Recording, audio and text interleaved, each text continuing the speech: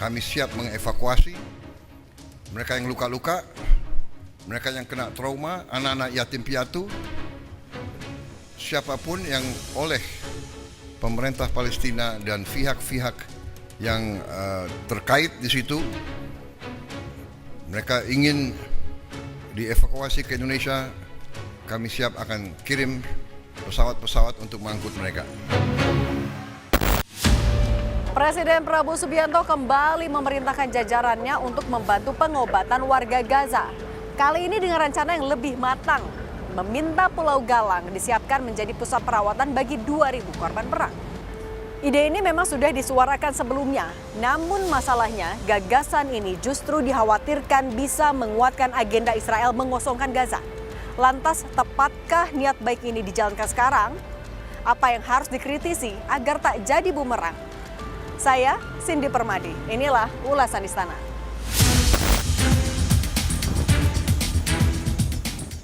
Presiden Prabowo minta agar Pulau Galang disiapkan sebagai pusat pengobatan 2.000 warga Gaza yang jadi korban perang beserta keluarganya. Pulau yang masuk wilayah Kepulauan Riau ini sebelumnya pernah dimanfaatkan sebagai tempat perawatan pasien COVID-19. Untuk Indonesia memberikan bantuan pengobatan untuk sekitar 2.000 warga Gaza yang menjadi korban perang, yang luka-luka, yang mengalami mungkin kena bom, kena reruntuhan dan segala macam, dan rencananya disiapkan pusat pengobatannya nanti di Pulau Galang, karena di Pulau Galang terdapat fasilitas rumah sakit, termasuk juga fasilitas-fasilitas pendukung lainnya yang... Rencana Presiden Prabowo membawa ribuan warga Gaza ke Indonesia menuai sorotan soal potensi risiko di baliknya. Salah satunya, apakah warga Gaza bisa kembali ke kampung halamannya di tengah ambisi Israel ingin menguasai Gaza? Guru Besar Hukum Internasional Universitas Indonesia, Hikmahanto Juwana menilai pemerintah harus transparan soal rencana membawa warga Gaza ke Indonesia. Jangan sampai ada persepsi buruk ke Indonesia di tengah Israel terus menempuh beragam cara mengusir rakyat Palestina. Hikmahanto bilang rakyat Palestina harus tetap berada di tanah kelahirannya. Kita harus pastikan bahwa mereka benar-benar mau keluar dari Gaza. Dan yang ketiga adalah apa jaminan bahwa mereka nantinya suatu saat kalau sudah sembuh, mereka akan masuk ke Gaza. Bisa kembali lagi ke Gaza. Ini yang harus jadi pertanyaan. Jadi jangan sekali-kali kita itu naif, ya. Karena apa? Kalau misalnya ditanya trade off-nya apa, saya juga tidak tahu. Ada yang mengatakan bahwa mungkin karena kita diturunkan tarifnya 19% karena ini dan itu. Ya silahkan, saya juga nggak ikut di dalam pertemuan yang rahasia antara Mossad dengan Steve Witkoff. Kementerian Luar Negeri menegaskan rencana pemerintah merawat warga korban perang di Gaza tidak berkaitan dengan agenda Israel mengosongkan Gaza.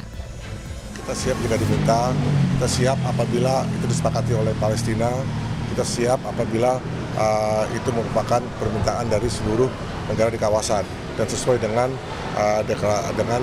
solusi Liga Arab yang di table. Jadi kalau posisi kita tinggal lihat statement kita yang pada saat di New York 2 minggu lalu, bahwa itu secara jelas kita tidak mendukung upaya apapun yang bertujuan untuk mengeluarkan rakyat Palestina. Soal situasi terbaru di Gaza, Ketua Presidium Mercy Hadiki Habib angkat bicara. Ia bilang solusi yang dibutuhkan warga Palestina adalah penghentian serangan dan pembukaan blokade. Alasannya, sampai saat ini belum ada pasien rujukan di negara tetangga yang bisa kembali masuk ke Gaza. Pasien-pasien berat yang dikelola di negara tetangga itu memang belum pernah ada yang bisa balik masuk ya ke dalam Gaza. Ini yang harus kita pahami juga gitu, karena akses untuk masuknya itu seperti one way out yang memang sakitnya berat dan perlu rujukan. Jadi bukan yang terluka. Ya. Luka dan kelaparan itu terjadi karena serangan dan blokade yang sistematis. Jadi kalau itu mau diatasi sebenarnya serangan dihentikan, blokade dicabut.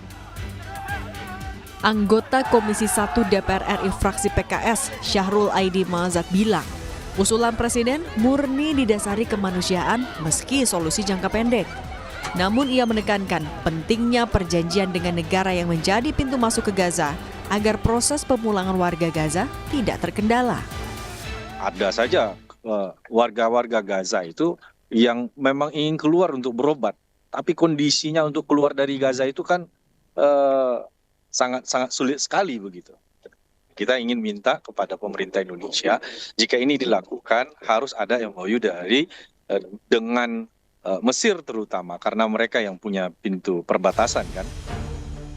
Praktisi dan pengajar hubungan internasional Dina Prapto Raharja juga menggarisbawahi perlunya persetujuan tertulis saat merumuskan teknis bantuan.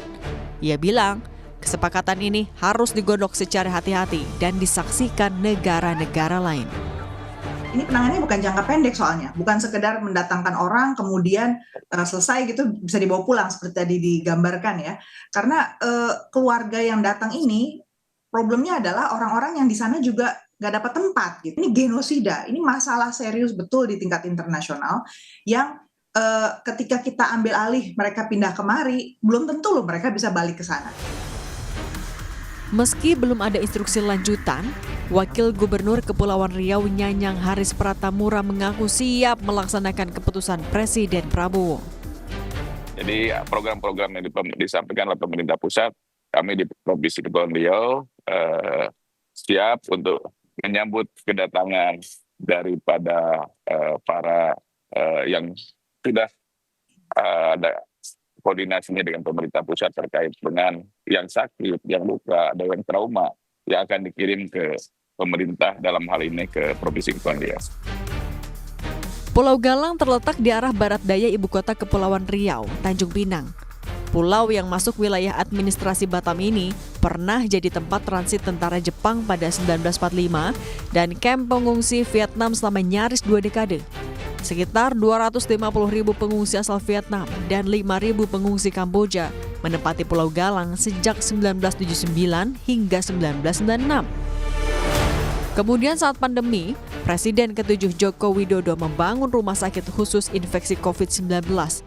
Dengan biaya 400 miliar rupiah, seharusnya rumah sakit ini mampu menampung 1.000 pasien.